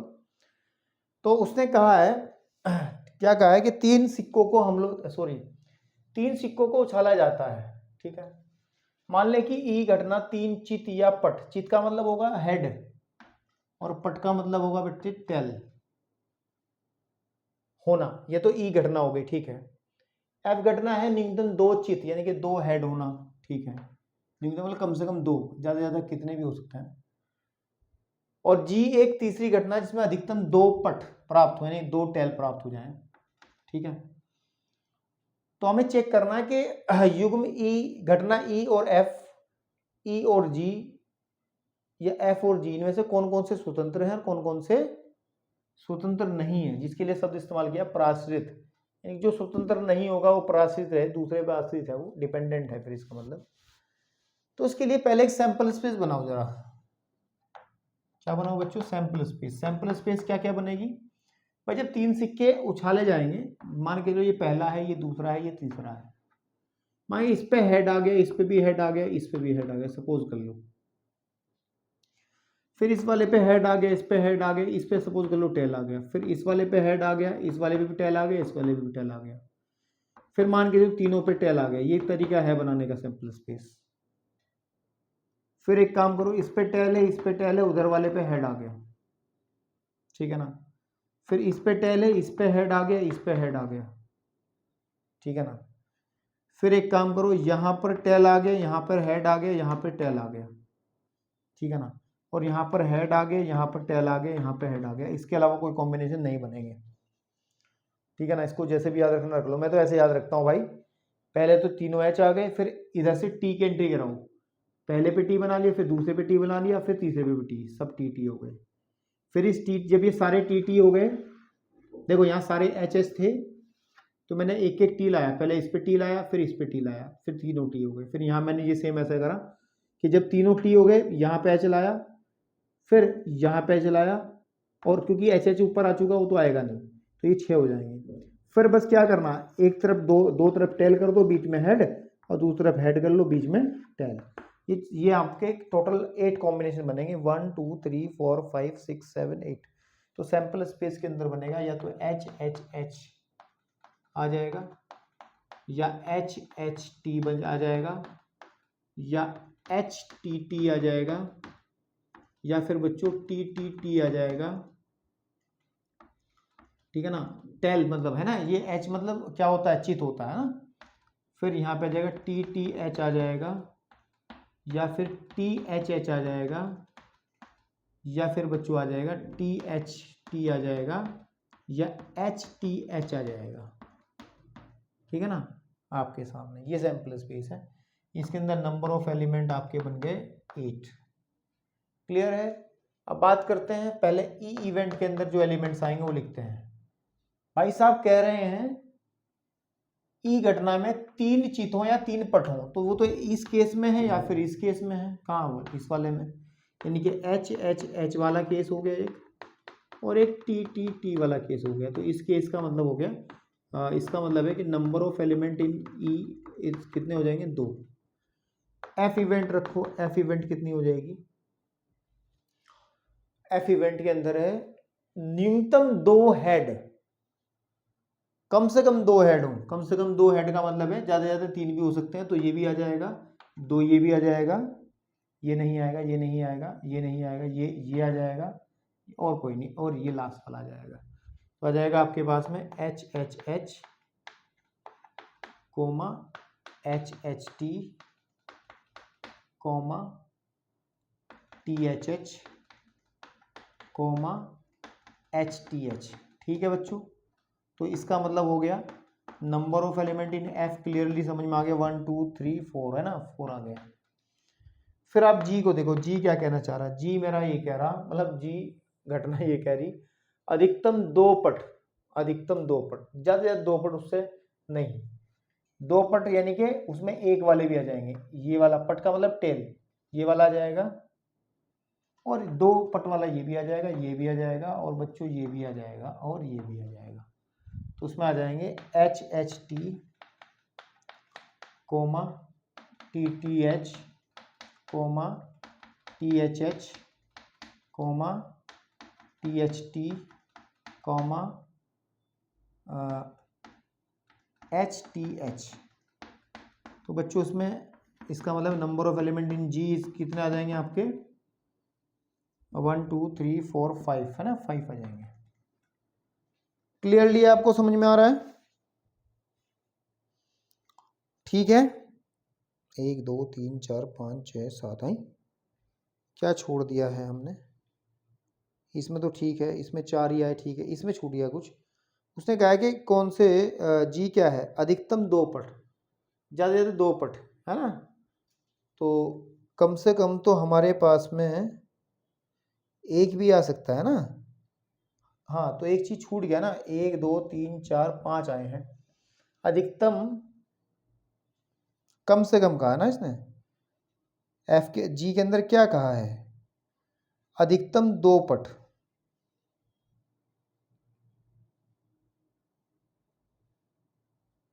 अधिकतम 2 पट प्राप्त हो, तो अधिकतम 2 पट प्राप्त हो, तो इसमें तो फिर यही सैंपल स्पेस बनेगी ना भाई। इसमें इन्होंने मेरे हिसाब से तो ये गड़बड़ कर रखा है इन्होंने काम, क्योंकि इसके अंदर TTT कैसे आ जाएगा, TT कैसे, क्योंकि ये तो अधिकतम 2 पट वाली बात हो रखी है ना। तो भैया 1 मिनट जरा मैं चेक कर लूँ, क्या मैं चेक करूँगा भाई,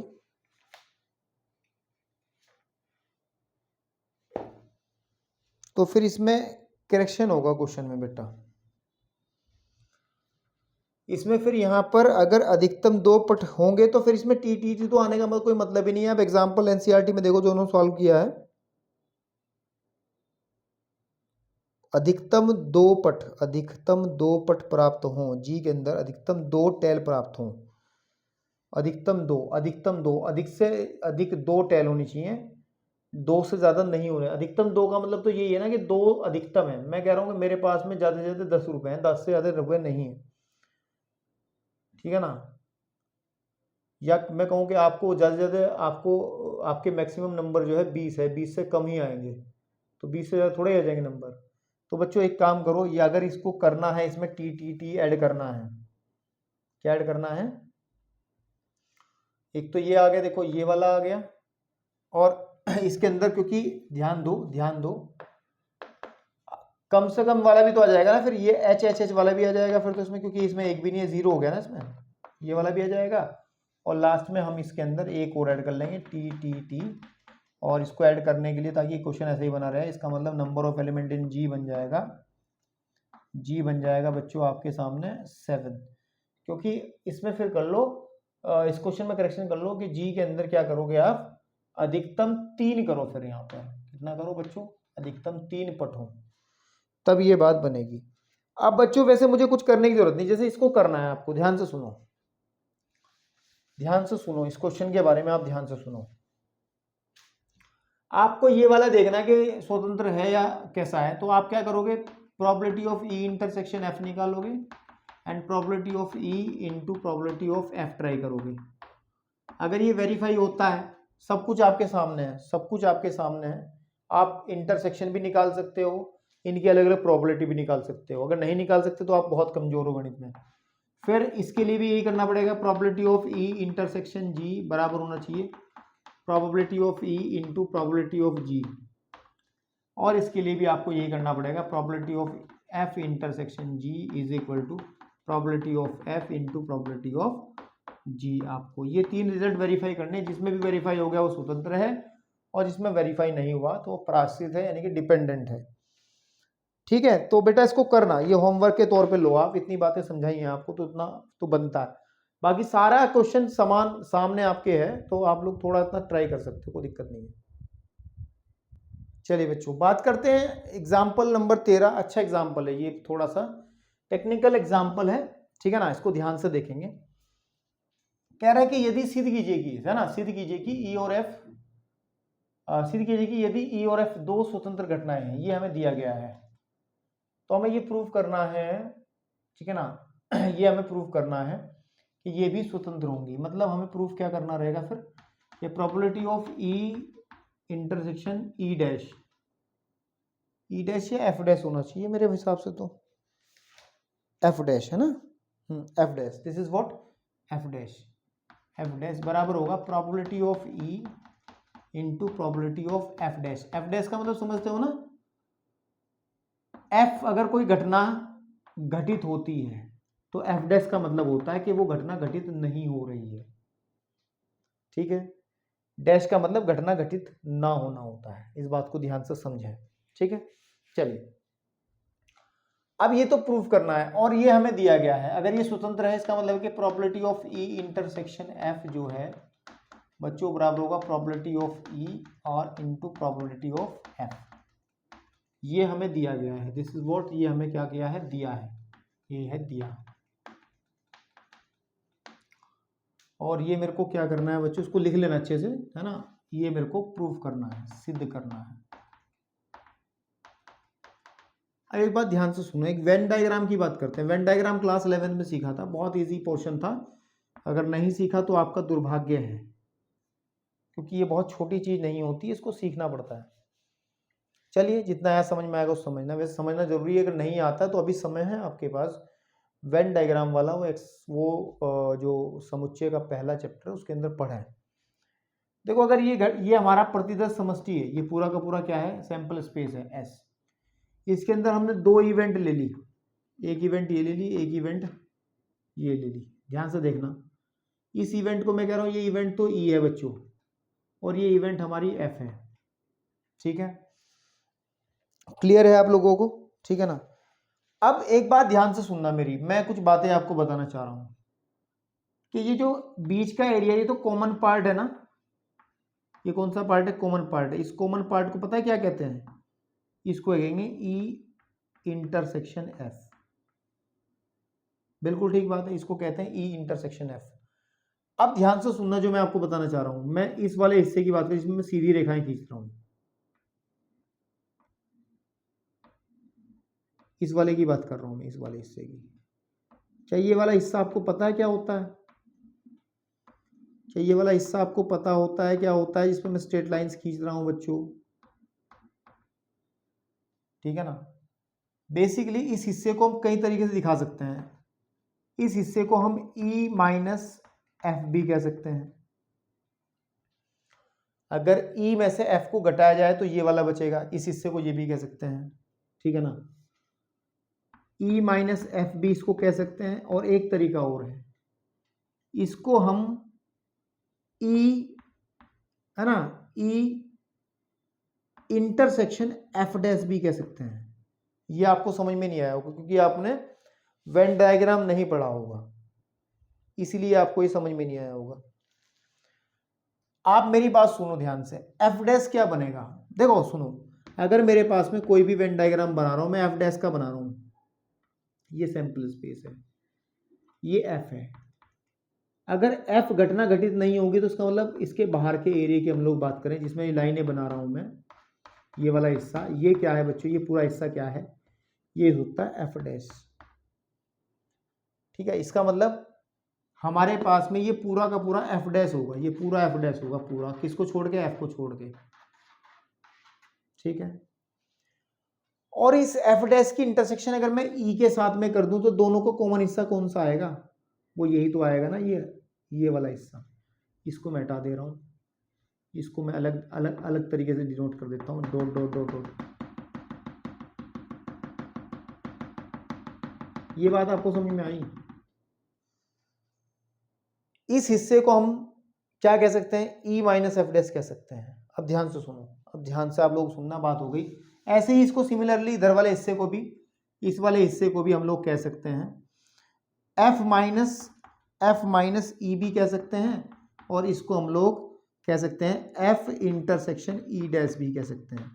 इन बातों को बहुत अच्छे से समझना जरूरी है बच्चे, ये आपको आनी चाहिए बातें, क्योंकि ये समुच्चय सिद्धांत वाला वो टॉपिक उठा लो जरा, समय बहुत है, कभी भी सीखोगे तो सीख जाओगे, ऐसी कोई बड़ी बात नहीं। अब तो वैसे भी दिमाग तुम्हारा बढ़िया हो गया होगा 12th के क्वेश्चन करते करते।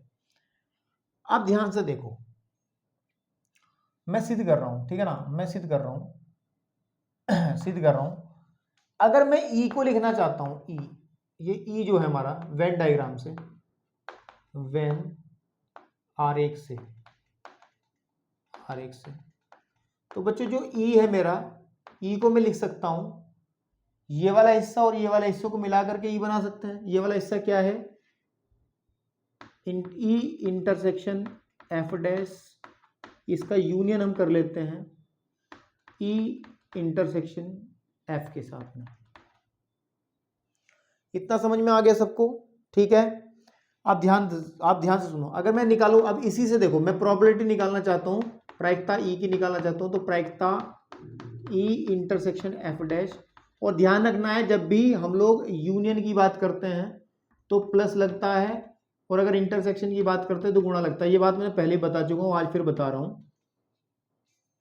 यहां पर बीच में यूनियन है तो यहां पर प्रायिकता जब लेंगे तो प्लस आ जाएगा, probability of E intersection F. मतलब इसका क्या है, या तो ये या ये, जब या आता है ना, या जब आता है, या के लिए तो हम यूनियन यूज करते हैं, और के लिए हम इंटरसेक्शन यूज करते हैं। तो जब यूनियन आता है तो प्लस लगाते हैं, और आता है तो इंटरसेक्शन लगाते हैं, उसकी जगह गुणा लगाते हैं। ये बात बहुत अच्छे से समझ लो। तो अब ध्यान से देखो मैं क्या करने वाला हूं, मैं एक काम करने वाला हूं, क्योंकि मेरे को क्या करना है बेसिकली, मुझे इसकी वैल्यू चाहिए, देखो ये चाहिए ये, तो मैं इसकी वैल्यू निकाल लेता हूं। और अगर आप थोड़ा सा दिमाग लगाओगे तो ई इंटरसेक्शन एफ डैश बराबर हो जाएगा बच्चों किसके, इसको उधर पटक दो कि P E minus P E intersection F. अब ध्यान से देखो, पी ई, इसकी वैल्यू कितनी, ये दिया है, देखो ये दिया है probability of E into probability of F. तो बच्चों पी ई यहां से कॉमन निकाल लो आप, तो अंदर क्या बचेगा, 1 minus P F dash, F. अब आपको एक रिजल्ट बताया गया था। प्रोबेबिलिटी की खास बात होती है कि किसी भी घटना के घटित होने की प्रायिकता प्लस किसी घटना के घटित ना होने की प्रायिकता, वो हमेशा 1 होती है, इनका योग हमेशा 1 होता है। कोई घटना अगर ई है तो उसकी घटित होने की प्रायिकता बच्चों और उसके घटित ना होने की प्रायिकता को आपस में जोड़ा जाए तो वैल्यू 1 आती है। तो अगर मैं एफ के लिए हूं तब भी बात वही रहेगी, है ना, क्लियर है आप लोगों को। तो अगर मैं एक बात मैं कर लूं कि पी ई को तो मैंने यहां जो का तू रख दिया, और इस 1 की जगह मैं लिख देता हूं probability of F plus probability of F dash minus probability of F, है ना, 1 को लिख दिया मैंने, ये कट गया इससे। तो बचा क्या हमारे पास में, बचा हमारे पास में कि probability of E into probability of E F dash, और लेके क्या चल रहे थे कि P intersection F dash, P intersection F dash and P intersection F dash and P intersection F dash. इसका मतलब क्या हुआ कि ई तथा, इसका मतलब रिजल्ट क्या निकला हमारा, रिजल्ट ये निकला, बड़ा इंपॉर्टेंट रिजल्ट निकला, इसको नोट कर लो कि यदि ई तथा एफ स्वतंत्र घटनाएं हैं तो ई तथा एफ डैश भी स्वतंत्र घटनाएं होंगी। इस बात को ध्यान रखना है। साथ ही एक बात और ध्यान रखें, इसका एक रिजल्ट और रखता है कि ई डैश तथा एफ भी, ई डैश तथा एफ भी क्या होंगी बच्चों, स्वतंत्र घटनाएं होंगी। तो इस रिजल्ट को हम लोग एक्सरसाइज में यूज करेंगे, एक्सरसाइज में क्वेश्चन है बहुत सारे। चलो फटाफट से यूज कह रहा हूं, नोट करो। मैं लास्ट एग्जांपल आपके सामने लेके आता हूं फिर फटाफट से। चलिए एग्जांपल, लास्ट वाला एग्जांपल बात करते हैं। ये भी एक रिजल्ट आपको देके जाएगा, एक्सरसाइज के क्वेश्चंस इससे भी सॉल्व होने हैं। तो उसने क्या कहा है यदि ए और बी स्वतंत्र घटनाएं हैं, देखो हल करो, ए और बी कैसी घटनाएं हैं बच्चों, ए और बी स्वतंत्र है ना, स्वतंत्र घटनाएं हैं, तब एक बात क्लियर है, आपको समझ में आ जाएगी कि probability of A intersection B should be equal probability of A into probability of B. ये तो हमने रिजल्ट पढ़ लिया ना स्वतंत्र घटनाओं के लिए, है ना, ठीक है ना, इसको आप बना के चलिए 1। वो कह रहा है कि ए और बी में से न्यूनतम एक के होने की प्रायिकता, न्यूनतम एक का मतलब ये है, ध्यान से सुनेंगे, ए और बी में से न्यूनतम एक के होने की प्रायिकता का मतलब होगा कि प्रोबेबिलिटी ऑफ ए या बी, समझ में आ रही है बात कि प्रोबेबिलिटी ए या बी, प्रोबेबिलिटी ए या बी, भाई दोनों में से कोई सी एक हो गया तो या ये, हमने कहा था कि इनके बीच में हम लोग यूज करेंगे फिर यूनियन, ये हमें निकालना है बेसिकली, ठीक है ना। अब ध्यान से देखो, हमें पता है एक बताया तुमने कि probability of A union B बराबर होता है प्रोबेबिलिटी ऑफ ए, पहली एक्सरसाइज में probability of B and minus probability of A union B, A intersection B. ये हमने बताया था आप लोगों को फॉर्मूला पहले भी एक्सरसाइज नंबर 1 के सॉल्यूशन में ही, ये कुछ प्रॉपर्टीज थी उसमें हमने बताया था, तो इसकी जगह यूज कर लो कि probability of A and probability of B plus probability of B minus probability of A intersection B. Clear होगी बच्चों। अब देखो प्रोबेबिलिटी ऑफ ए जो का तू रखो, प्रोबेबिलिटी ऑफ बी जो का तू रखो, और माइनस इसकी वैल्यू कितनी है अकॉर्डिंग टू फर्स्ट कंडीशन, इसकी वैल्यू है सर देखो यहाँ पे, क्योंकि स्वतंत्र घटनाएं हैं तो probability of A into probability of B. Clear होगी आप लोगों को ये बात। अब एक काम करो, देखो यहाँ से प्रोबेबिलिटी ऑफ ए में जो का तू रखता हूँ और यहाँ से प्रोबेबिलिटी ऑफ बी कॉमन निकाल लेता हूँ, अंदर बचेगा 1 माइनस प्रोबेबिलिटी ऑफ ए, ठीक है। ध्यान से देखो probability of A plus probability of B, इसको क्या लिखेंगे, क्योंकि आपको पता है प्रोबेबिलिटी ऑफ ए, घटना ए की घटित होने की प्रायिकता, और घटना ए के न घटित होने की प्रायिकता को 1 कहते हैं। तो यहाँ से अगर आप ध्यान दोगे तो sir 1 minus probability of A dash अगर निकाला जाए तो 1 माइनस प्रोबेबिलिटी ऑफ ए निकाला जाएगा, तो यह आ जाएगा probability of A dash, probability of A dash. Clear है आप लोगों को, इतनी बात तो समझ में आ रही है अच्छे से। अब देखो ध्यान से, यहां को इसको भी तो हम प्रोबेबिलिटी ऑफ ए डैश लिख सकते हैं उपरोक्त के हिसाब से। भाई आप सीधी सी बात है ना, पी ए को ये तो कर रहे हैं हम लोग, क्या कर रहे हैं हमने, यहां से आप वैल्यू निकाल सकते हो कि प्रोबेबिलिटी ऑफ ए कितना हो सकता है। इस बार क्या करो, इसको उधर पटक दो, तो 1 minus probability of A dash, हमने कर लिया इसको, और साथ में probability of B into probability of A dash, ठीक है। ध्यान से देखो 1 minus probability of B dash को अलग लिख दो, प्लस माइनस प्रोबेबिलिटी ऑफ नहीं ऐसे नहीं ना, ऐसे नहीं, इस 1 को जो का तो रखो, minus probability of A common निकाल लो डैश, अंदर क्या बचेगा 1 minus probability of B dash, B 1 minus probability of A dash. अब इसको क्या लिखेंगे 1 माइनस, इसी हिसाब से, इस रिजल्ट के हिसाब से इसको लिख सकते हैं प्रोबेबिलिटी ऑफ बी डैश। भाई बात तो वही है ना कि घटना बी के घटित होने की प्रायिकता प्लस घटना बी के न घटित होने की प्रायिकता का योगफल 1 होता है। तो अगर हम बात करें प्रोबेबिलिटी ऑफ बी डैश निकालें तो वो बराबर हो जाएगा 1 माइनस प्रोबेबिलिटी ऑफ बी, तो यहाँ पे यूज कर सकते हैं। और ये हमें प्रूफ करना था, चेक कर लो, यही हम लोगों को बच्चों क्या करना था, प्रूफ करना था, ठीक है ना।